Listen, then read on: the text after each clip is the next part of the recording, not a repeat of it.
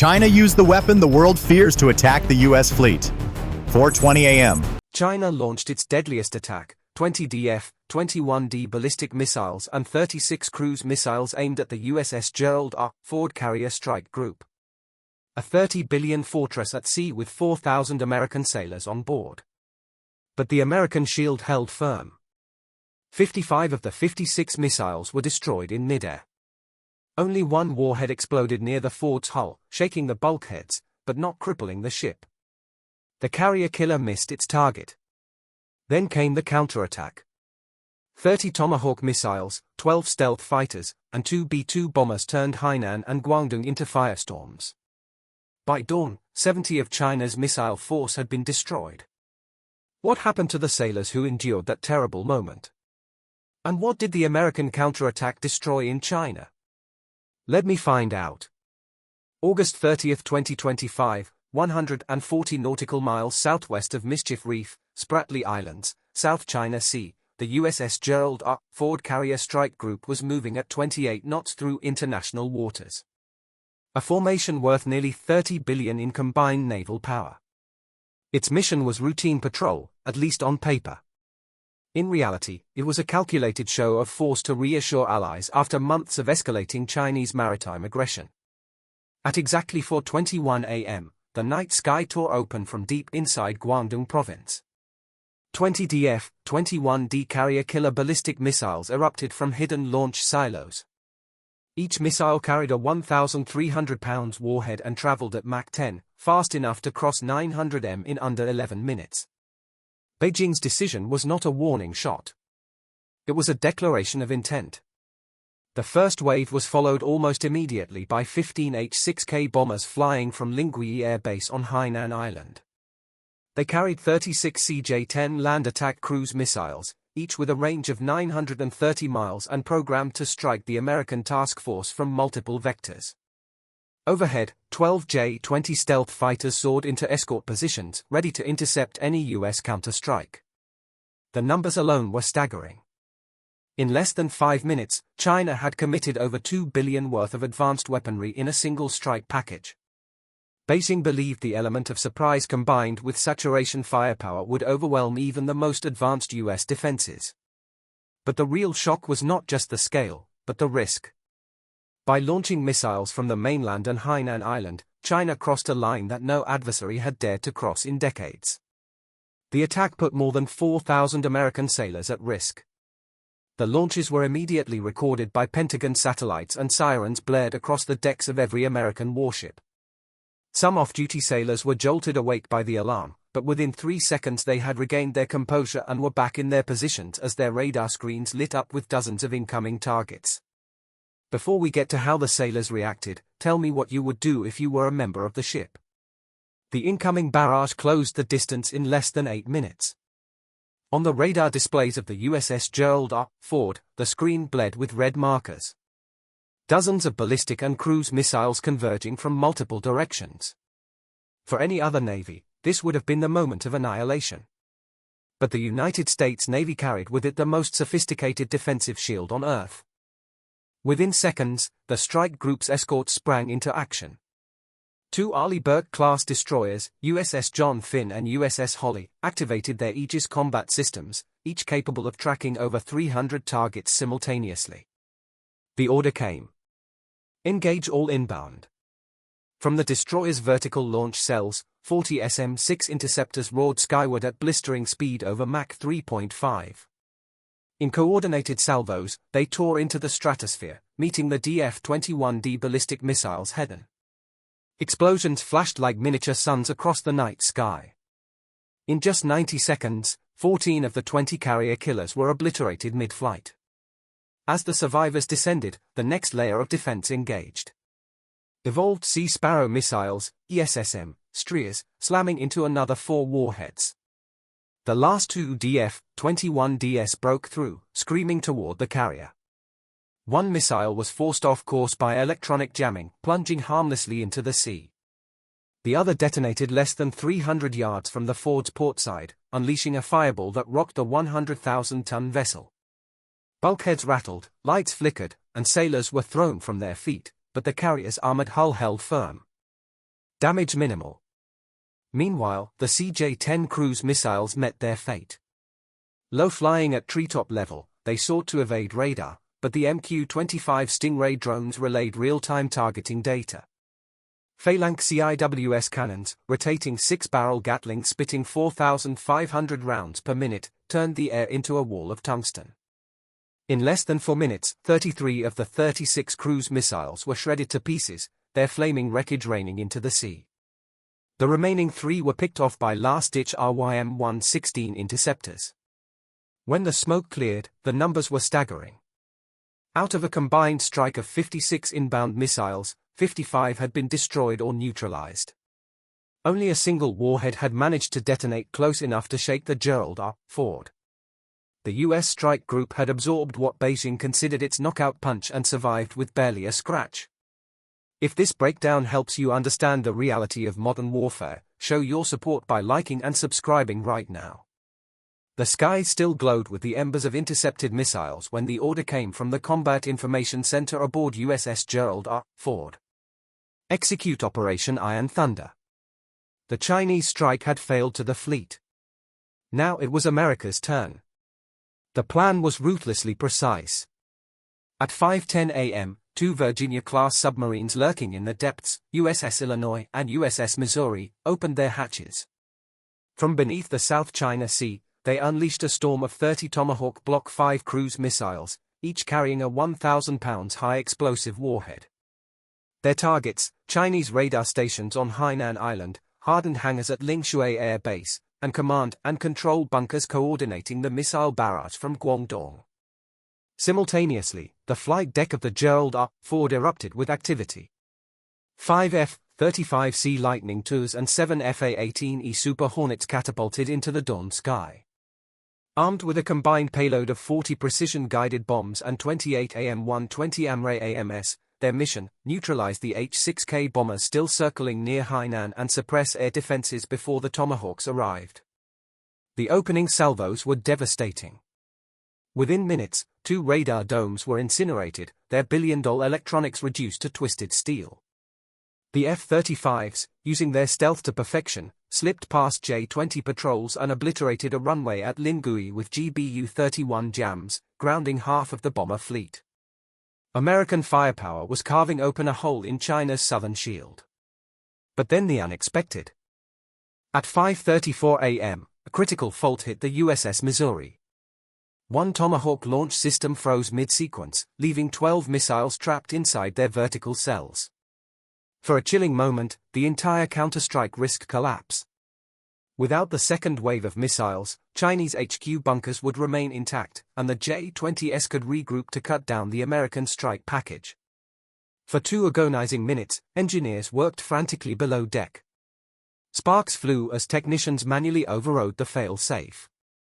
At the edge of disaster, the system rebooted. A shudder ran through the submarine as the trapped missiles finally roared free, tearing through the ocean surface like spears of fire. The entire strike plan snapped back into motion. The effect was catastrophic for Beijing. By 6 a.m., 4 Chinese radar stations were offline, 1 air base was burning, and at least 18 aircraft were destroyed on the ground. Hanan's southern coast was lit by secondary explosions as fuel depots ignited, sending plumes of smoke 20,000 feet into the air. The most decisive moment of this battle is still to come. Stay with us as we reveal it next. By dawn, a retaliatory strike was being prepared by China. If not suppressed in time, the next attack could destroy the already damaged U.S. defense system. Washington's response was immediate. Send in the ghosts. At 7:15 a.m., 2 B-2 Spirit stealth bombers lifted off from Anderson Air Force Base in Guam. Each carrying a deadly arsenal of 8 GBU-57AB massive ordnance penetrators, 30,000 pounds bunker-busting bombs capable of burrowing through 200 feet of reinforced concrete. Their mission, erase China's underground missile silos before a second strike could be launched. The flight was silent, the Spirits invisible to radar as they sliced across the Philippine Sea at 50,000-foot altitude. Hours of planning condensed into seconds of execution as they reached their release point above Guangdong's missile fields. At 7:54 a.m., bomb bay doors opened.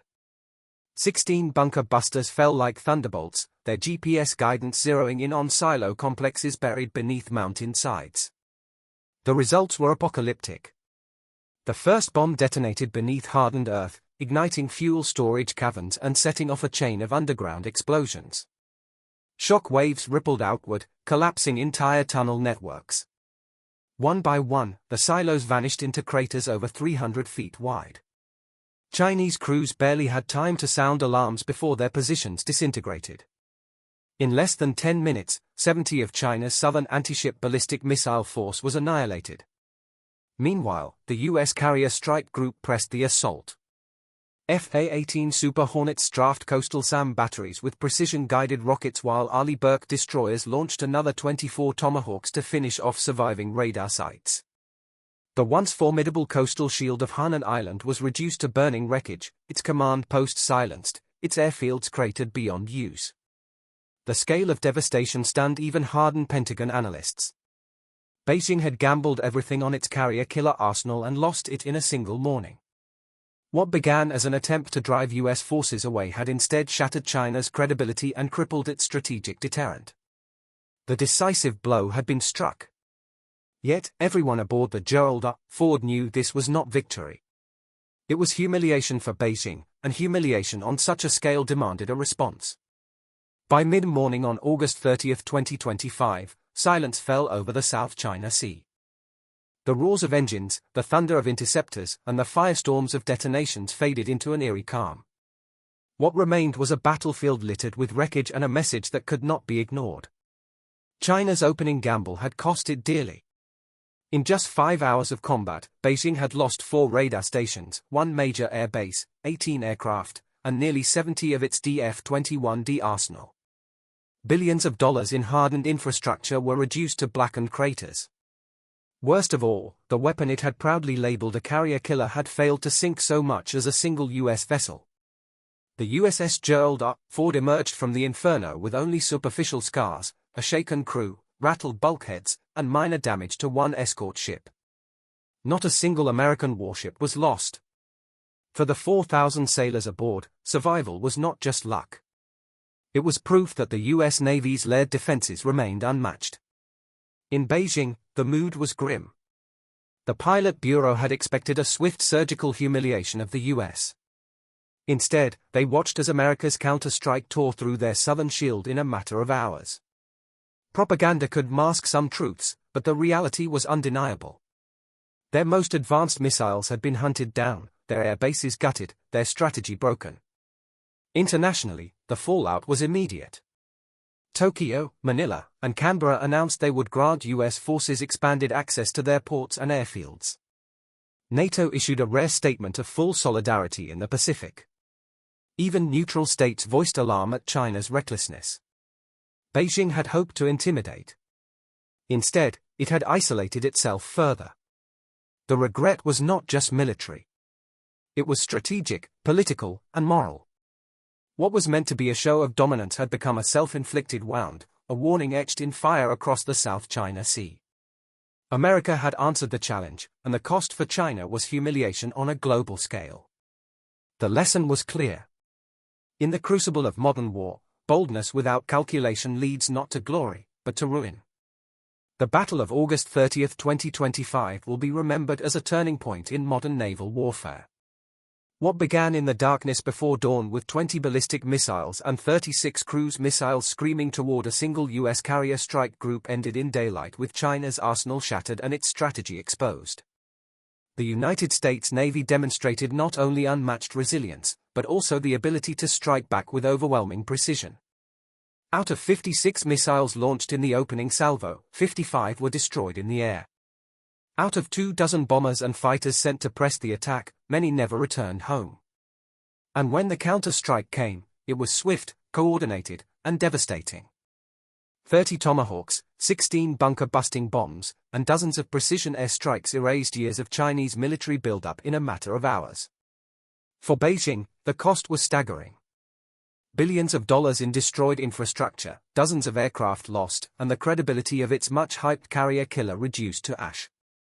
For Washington, the message was equally clear. American carriers could still sail into contested waters and survive, shielded by the most advanced layered defenses on Earth. But beyond the statistics and the wreckage, this battle delivered a deeper truth. In war, perception is as powerful as firepower. China sought to intimidate and humiliate. Instead, it broadcast its weakness to the world. Allies rallied closer to Washington while Beijing was left grappling with isolation, regret, and the heavy burden of miscalculation. The South China Sea, once a theater of threats and brinkmanship, had spoken in fire, and the verdict was undeniable.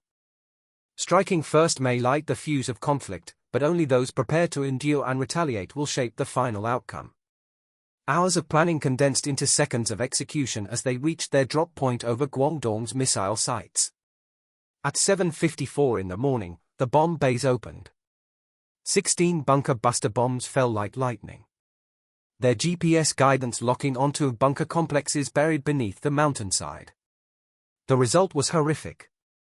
The first bomb detonated beneath the hardened earth, igniting fuel stores and triggering a chain of underground explosions.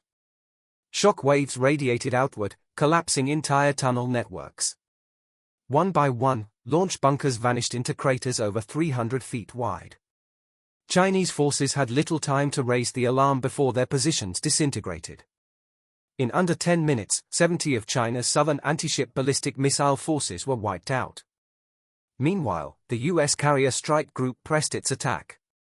F-A-18 Super Hornets pounded coastal SAM batteries with precision-guided missiles while Arleigh Burke-class destroyers launched an additional 24 Tomahawk missiles to neutralize remaining radar stations.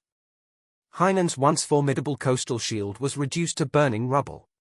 Its command posts silenced. Its airfields cratered beyond use. The scale of destruction stunned astonished even Pentagon analysts. Beijing had bet everything on its carrier-killer arsenal and lost it in a single morning. What began as an attempt to push back U.S. forces ended in the unraveling of China's credibility and strategic deterrence. The decisive blow had been struck. Yet everyone aboard the Gerald R. Ford knew was not a victory. It was a humiliation for Beijing. And humiliation on this scale demanded a response. By mid-morning on the 30th of August 2025, silence blanketed the South China Sea. The roar of engines, the thunder of interceptors, and the firestorms of explosions faded into an eerie stillness. What remains is a battlefield littered with debris and a message that cannot be ignored. China's opening gamble came at a steep cost. In just 5 hours of combat, Beijing lost 4 radar stations, 1 major air base, 18 aircraft, and nearly 70 of its DF-21D arsenal. Billions of dollars in fortified infrastructure have been reduced to smoldering black craters. Worst of all, the weapon it boasted as the carrier killer failed to sink a single U.S. ship. The USS Gerald R. Ford emerged from the inferno with only superficial scars, a shaken crew, bulkheads rattled, and minor damage to 1 escort ship. Not a single new Baltic Sea. The survival was not just luck. It was proof that the U.S. Navy's multi-layered defense systems remain unmatched. In Beijing, the mood was grim. The Pilot Bureau had expected a swift, clean humiliation of the U.S. Instead, they witnessed America's counter-strike tear through their southern shield in hours. Propaganda could obscure some truths, but reality was undeniable. Their missiles, the most pillow, advanced to the South China Sea, never to return zero system. You're not alone in this war. The U.S. Navy proved not only its resilience, but its ability to strike back with overwhelming precision. In the international arena, the fallout was immediate. Tokyo, Manila, and Canberra announced they would grant U.S. forces greater access to their ports and airfields. NATO issued a rare statement of full solidarity in the Pacific. Even neutral nations voiced concern over China's recklessness. Beijing had hoped to intimidate. Instead, it further isolated itself. The regret was not military alone. It was strategic, political, and moral. What was meant to be a display of dominance became a self-inflicted wound, a warning etched in fire across the South China Sea. The U.S. response to the challenge was clear, and the cost to China was global humiliation. The lesson was unmistakable. In the crucible of modern warfare, boldness without calculation does not lead to glory. It leads to destruction. The Battle of the 30th of August, 2025 will be remembered as a turning point in modern naval warfare. What began in the pre-dawn darkness with 20 ballistic missiles and 36 cruise missiles roaring toward a lone U.S. carrier strike group ended in daylight with China's arsenal shattered and its strategy exposed. The U.S. Navy demonstrated not only unmatched resilience but the ability to strike back with overwhelming precision.